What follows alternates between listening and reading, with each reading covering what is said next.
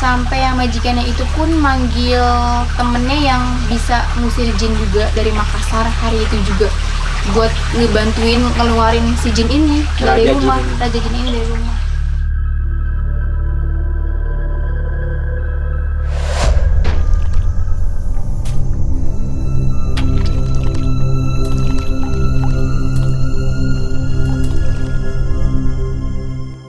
Assalamualaikum warahmatullahi wabarakatuh. Kembali lagi bersama kami di Horor Bercerita.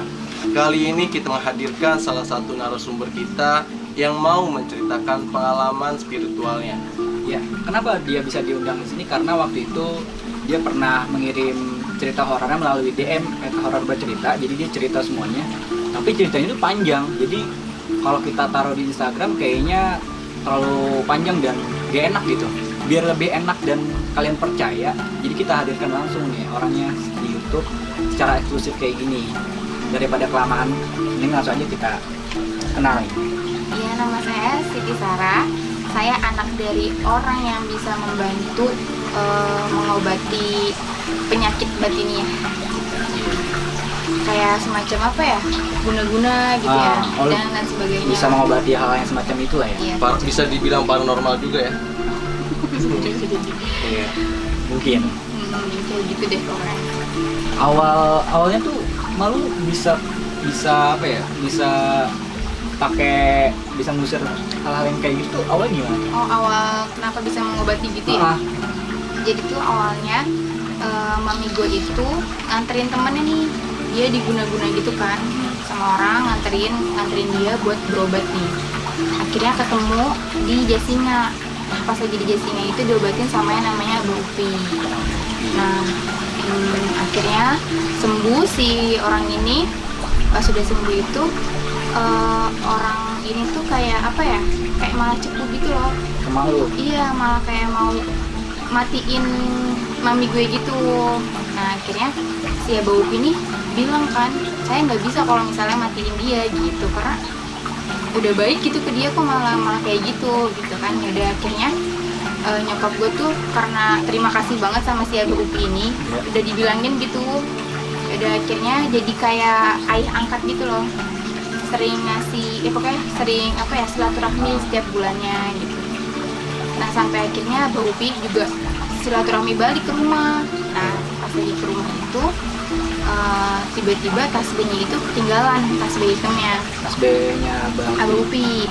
Nah akhirnya mami gue balikin kan ke rumahnya di Jasinga. Nah besoknya Abu Upi main lagi nih, sewaktu-waktu main lagi ke rumah dan ketinggalan lagi. Nah akhirnya Abu Upi bilang, ini tas B maunya sama orang Parung, jatuhnya maunya sama orang Parung. Kan gak ngerti maksudnya apa ya. Oh ternyata kodenya itu maunya sama orang Parung nih, karena ternyata Abu Upi itu udah gak lama lagi mau meninggal gitu. Nah pas Abu Upi meninggal, ya udah deh akhirnya semua kodamnya turun ke mami gitu. Makanya jadi bisa kayak gitu. Jadi Bisa mengobati. berarti dari awalnya nggak bisa sampai bisa mami lu membantu mengobati pasien. Berarti ada pengalaman mistis dong berarti sama hidup lu. Iya ada itu. Yang pernah juga sih nyaksiin yang ke Bali. Ke Bali. Pernah ke Bali juga. Jadi awalnya itu temen gue ini namanya si Dini, dia ngajar ngaji tapi orangnya tuh udah gede gitu. Nah terus dia ngerasain hal yang aneh nih di apartemennya. Akhirnya si Dini ini merekomendasikan mami gue nih. Akhirnya mami gue datang ke apartemennya. Terus mami gue tuh kayak ngerasa, kak disini kok gerah banget ya gitu. Kok gerah sih, orang dingin namanya di dalam ruangan kan Ber-AC. Mami gue tuh kayak apa namanya, keringetan gitu loh banyak. Dia sampai gini-gini. Terus gue kayak aneh liatnya kan, gerah nih sumpah. Karena kan kalau misalnya ruangan yang dipenuhi jin gitu kan setan panas ya. Nah terus akhirnya udah kayak gitu, kita panggil nih ART-nya buat jadi media kan, buat jadi mediasi. Nah mami gue bacain ayat Al-Quran gitu, terus dikasih minum ke si ART-nya itu. Pas lagi ART-nya itu minum tuh udah langsung keluar tuh si jinnya. Ngomong. Dia langsung ngomong, langsung kayak kesurupan gitu deh. Nah ternyata di apartemen itu ada kuntilanak itu penghuninya, kuntilanak. Nah pas dia kayak gitu ngobatin si majikannya nih, karena ada yang dirasa juga di tubuh dia kan. Pas lagi ngobatin, singkat cerita dia ternyata punya rumah di Bali, punya rumah di Bali. Pada akhirnya nyokap gue pulang nih, habis cerita-cerita udah pulang. Nyokap gue bilang kayak gini, kayaknya kita bakalan diajak ke Bali deh kak, gitu. Udah punya feeling Udah ya? punya feeling. Nah bener aja pas sampai rumah kita diajak nih buat ke Bali. Nah di Bali itu dia punya rumah 4 lantai gitu, dan jarang ditempatinnya, kayak cuman sebulan doang dia ke sana gitu buat ngeliat rumahnya. Nah akhirnya hari apa ya, 2 hari setelah setelah dari apartemen itu kita berangkat ke Bali nih, sore-sore berangkat, nyampenya juga nyampenya sore deh, nyampe Balinya. Akhirnya sebelum kita ke rumahnya nih, jalan-jalan dulu nih ke deket rumahnya, itu pantai deh. Udah ketemu pantai ya? Iya, dan rumahnya deket sama pantai, cuma 5 menit jalan kaki. Nah pas lagi jalan kaki ke pantainya, udah nih pulang, kita sholat maghrib. Nah pas sholat maghrib itu kita ditaruh di lantai paling atas kamarnya, di lantai 4. Oh, 4 lantai? Iya, rumahnya 4 lantai, ditaruh paling atas. Terus? Nah pas udah gitu kita ditaruh di lantai 4. Akhirnya abis sholat maghrib itu kita tiduran di kasur. Istirahat lah ya? Istirahat. Kasur itu ada 2, ada kasur bed cover sama kasur kayak kayu gitu. Nah gue lagi di kasur bed cover nih. Nah, pas lagi gue lagi tiduran kan, lagi mainin HP, kok tiba-tiba kasurnya goyang, bener-bener goyang gitu loh, kayak gini kayak ayun gitu ya. Terus gue kayak kaget, sumpah ini gempa gitu kan. Soalnya deket banget dari pantai kan, cuma 5 menit doang jalan kaki udah nyampe pantai gitu. Akhirnya terus mami gue tuh langsung bilang kayak gini, enggak kak, ini bukannya gempa, kita lagi digangguin gitu. Kita tuh lagi digangguin, sumpah itu tuh kayak bener-bener goyang banget gitu. Nah temen gue yang lagi tidur di kasur yang kayu itu tuh nggak ngerasain. Akhirnya dari situ mami gue bilang ini kayak udah nggak beres deh, kita panggil nih ART-nya. Kita telepon, ART-nya datang ke atas. Nah biasanya kan kalau misalnya cara ngobatinnya itu kayak dikasih air gitu ya, diminum airnya baru kemasukan ya. Ini belum dia apa-apain, dia udah kayak diem, langsung kemasukan gitu loh. Jadi setannya mandiri gitu, langsung masukin ke ART-nya gitu ya? Langsung apa namanya, langsung iya gitu, langsung kerasukan. Terus dia langsung muter-muter gitu, muter-muter, dan ternyata itu rajanya yang masuk. Jadi kayak Raja Bali gitu loh. Tau gak sih Raja Bali? Iya. Oh jadi rumah itu jadi ada kerajaan. Ini yang depan itu Raja Bali. Oh Raja Bali. Oh Raja Bali. Dulu mungkin di Bali dia jadi raja gitu. Iya, bisa jadi. Ya pokoknya gitulah ya. Kayak mukanya tuh kayak serem gitu loh, kayak topeng-topeng yang di Bali gitu. Reak gitulah ya. Iya kayak reak gitu. Nah terus akhirnya mami gue tuh suruh si media yang tadinya yang pembantunya ini, yang ART-nya, kemasukan itu buat manggil prajurit jin-jinnya, karena kan dia kemasukan nih ya, kemasukan Raja Jin. Nah si Raja Jin ini disuruh mami gue tuh manggilin prajuritnya. Akhirnya dia manggil tapi kayak nada apa ya, nada melengking gitu loh, kayak Oh, menggumam gitu. iya menggumam gitu, bukan melengking sih, yang menggumam gitu kayak Bali-Bali gitu. Gimana sih kalau mau manggil jin-jin gitu? Gitu. Akhirnya ngumpul nih semua prajuritnya. Ngumpul satu tempat itu. Ngumpul satu tempat itu. Nah si prajuritnya itu bisa dihilangin, bisa diusir-usirin gitu.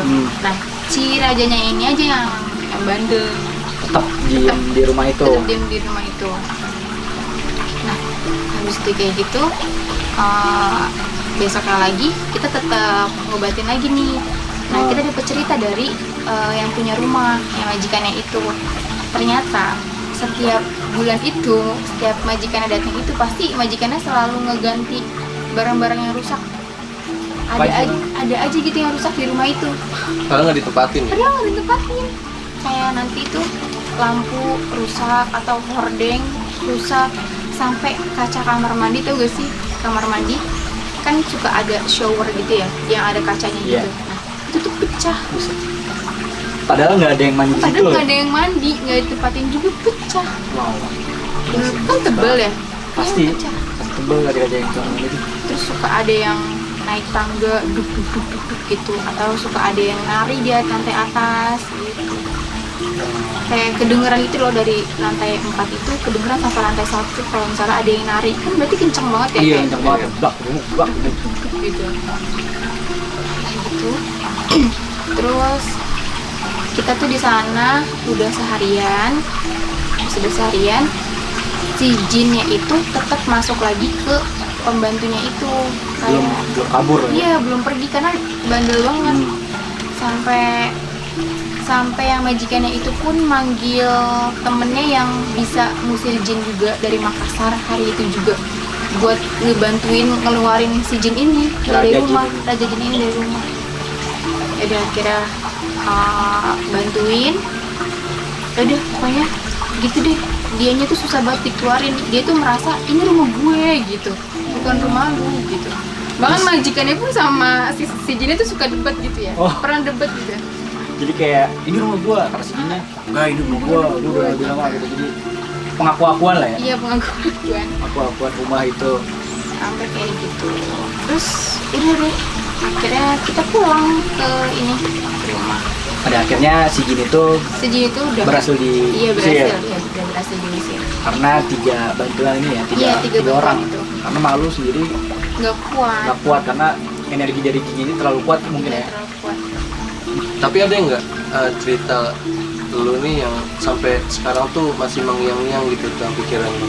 Yang serem gitu. Ada Serem sih, banget. abis itu tuh ada lagi nyambung ke daerah Menteng. Jadi yang di daerah Menteng itu dia emang kejawen gitu ya. Jadi kejawen itu kan kayak gitulah, pokoknya ngelakuin kebaikan tapi Nggak sholat. nggak sholat gitu. Nah terus dia itu memang melihara jin gitu. Sukuardi itu melihara jin. Jadi kalau misalnya zaman dulu tuh melihara jin buat apa ya? Tameng gitu ya. Biar nggak ada maling gitu lah ya. Iya. Mungkin. Biar nggak ada yang sirik, dan kalau misalnya yang sirik pun dia ada tamengnya. Ngejagain. Dijagain gitu. Nah habis udah kayak gitu, anaknya gede nih. Anaknya udah gede semuanya. Bapaknya juga udah almarhum. Terus ada 5 anak nih. Yang gede ini tetap manggil, tetap melihara jin. Tetap sampai setuju bahwa jin itu harus ada di rumah itu. Iya, Biar tetap nggak jagain. setuju. Iya, tetap setuju kalau misalnya dia tetap melihara jin di rumah itu gitu. Nah 4 anak yang ini tuh nggak setuju, kayaknya nggak baik deh gitu kalau misalnya kita melihara jin gitu. Coba deh kita usir jin-jinnya gitu nih yang anak 4 ini, tapi tanpa sepengetahuan anak pertama. Diam-diam. Diam-diam. Nah habis itu kayak gitu kan, yang 4 ini bersekongkol manggil kita. Akhirnya kita sepakat buat hataman di rumahnya sama pengusiran jin di Menteng itu. Nah tapi kan susah nih, masih ada orang yang di dalamnya nih, masih ada orang yang setuju bahwa jin ini harus ada di rumah ini, nggak boleh diusir gitu kan. Nah akhirnya si dokter 4 ini tuh ngebawa abang pertamanya itu sama ibunya pergi jalan-jalan nih, Nah kan kosong nih rumahnya, kita masukin tuh. Pas kita masukin, kita hataman di sana. Pas lagi hataman di sana, kayak emang ada yang aneh gitu loh. Ada yang ngelihat kayak ada yang ngintip gitu, kayak apa ya, kayak kuntilanak gitu kali ya. Kayak misalnya pintu, dia kayak nengok ini loh, gitu, kayak ngegangguin gitu deh. Selama kita hataman tuh kayak ada yang ngegangguin gitu. Nah kita semuanya pada hataman, mami gue tuh sama sepupu yang punya rumah ini tuh ke atas. Jadi tuh di atas ada kayak tempat buat ngasih makan jinnya itu. Jadi lu ngajiin rumah itu ditemenin sama sepupunya yang 4 orang dokter ini. Iya, sama sepupu yang punya rumah itu. Nah udah kan kita lagi ngaji, mami gue itu ke atas nih nebarin garam gitu loh. Nebarin garam yang udah dizikirin. Iya. Nah pas lagi ke atas, tiba-tiba itu pintu dapurnya kayak ngegubrak gitu loh. Debung. Tuh, itu Kenceng banget ya, sampai yang kita hataman di luar pun kayak kaget. kaget gitu. Kenapa apa tuh gitu.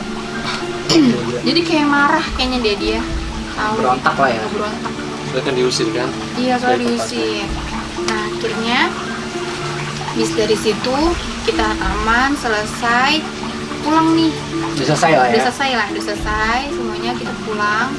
Pas lagi pulang itu tiba-tiba yang anak pertama ini tuh bilang ke adik-adiknya, kok jin-jin gue yang di rumah Menteng pada nggak ada, dikemanain gitu. Tahu ya dia. Dia tahu, dia sampai Gila. tahu. Kayak, hah, tahu gitu. Dia ngapain emang rumah, ada siapa gitu. Kata sepupunya, ada pengajian apaan tuh gitu, sampai pada hilang jinnya gitu. Jadi tuh dia tahu kontak batin kali ya sama Iya. Terlalu udah jinnya. deket banget kali Udah sama deket jin-jin. banget. Dan akhirnya si orang ini tuh sampai bela-belain pergi dari liburannya gitu, Langsung pulang lah ya. langsung pulang buat ngecek kalau ada apa sih di rumah Menteng gitu. Dilihat sama dia, dan sampai dia itu manggil gurunya lagi di Jawa Timur buat manggilin jinnya itu, Oh jadi ngebalikin jinnya lagi ke rumah itu. iya, ke rumah itu. Gila. Jadi orang Sampai segitunya. sebenarnya kakak yang pertamanya yang nggak mau jinnya itu hilang. Iya, nggak mau jinnya itu lah. Tapi adik-adiknya maunya semuanya tuh bersih dari Iya. jin-jin gitu. Jadi bertolak belakang lah. Iya, bertolak Adanya belakang. sama kakak yang pertama ini. Terus balik lagi gini. Nah itu belum tahu karena kayaknya yang 4 dokter ini kan sibuk kali ya. Iya. Kayaknya sibuk, jadi udah nggak pernah konsultasi lagi gitu. Berarti sebatas itu aja pengobatannya. Iya, itu aja pengobatannya. Dan akhirnya mereka sampai sekarang nggak pernah manggil lu lagi nih buat Iya, nggak bersih. pernah manggil-manggil karena ya sibuk itu. Iya sih emang dokter pasti sibuk sih. Itu kan berarti pengalaman seremnya itu ya yang pernah lu saksin secara langsung lah ya. Tapi ada nggak sih kayak yang ngusir yang setan yang aneh-aneh gitu? Maksudnya kerasukannya aneh-aneh gitu lah. Ada kayak Apa tuh, apa tuh? aneh-aneh gitu kan. Heeh. Jadi tuh ada sekeluarga kayak kambing gitu loh. Kambing. Kayak kambing. Bener-bener. Jadi- Maksudnya kayak kambing tuh gimana?